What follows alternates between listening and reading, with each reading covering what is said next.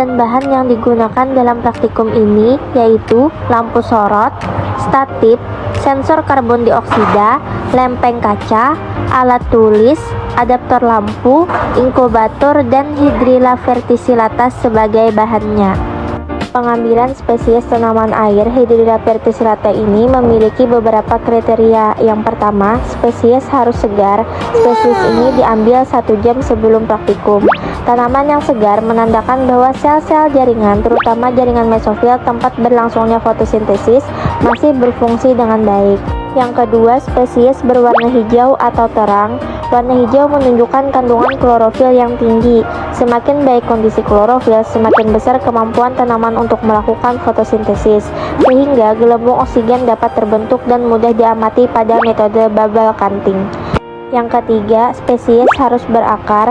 Hydrilla yang masih berakar umumnya lebih stabil dan tidak mengalami stres berat setelah dipindahkan ke wadah percobaan.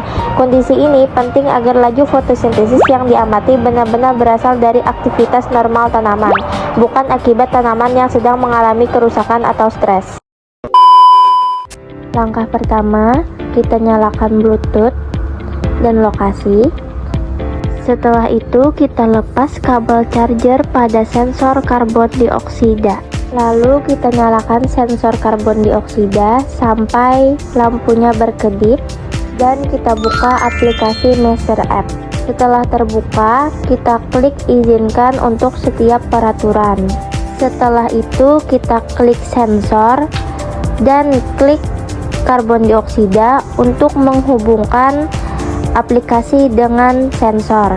Langkah selanjutnya kita tutup inkubator hingga rapat. Kemudian kita masukkan sensor karbon dioksida ke dalam lubang inkubator hingga sensor menyentuh air yang ada di dalam inkubator. Pastikan semuanya tertutup dengan rapat. Setelah itu kita klik tombol adaptor untuk menyalakan lampu sorot. Oh my god! Yang menghasilkan cahaya. Kemudian kita klik rekam pada aplikasi. Setelah itu kita akan menunggu perlakuan selama 1 jam. Selama waktu berjalan, gelembung akan muncul di dalam inkubator. Grafik pun akan menghitung kestabilan pada proses tersebut. Di sini dapat kita lihat grafiknya menurun. 1 hour later.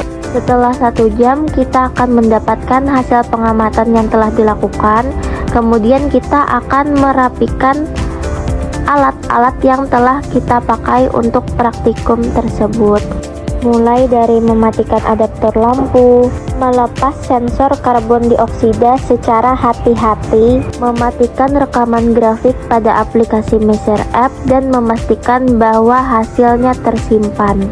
Kemudian kita klik tombol untuk mematikan sensor karbon dioksida hingga lampunya berhenti menyala.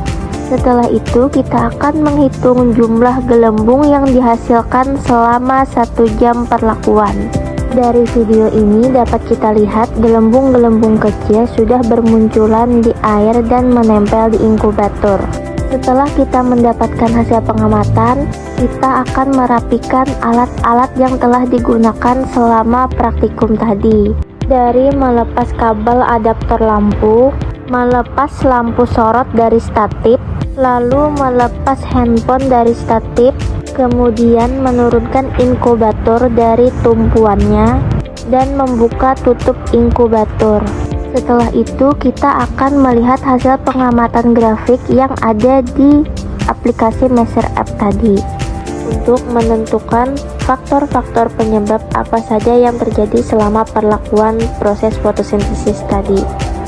Hasil bubble counting menunjukkan bahwa selama 1 jam pengamatan hanya berbentuk 11 gelembung oksigen. Jumlah gelembung yang sedikit ini menunjukkan bahwa laju pembentukan oksigen dan dengan demikian laju fotosintesis tergolong rendah.